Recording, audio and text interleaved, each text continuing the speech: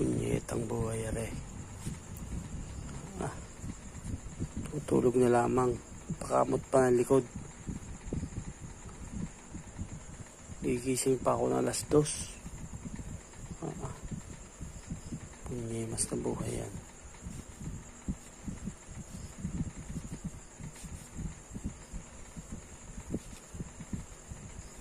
Tama.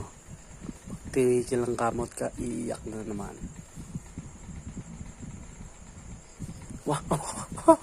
Automatic. Yan. Ang anak nyo, mahirap patulugin. Ganyan lang gawin nyo.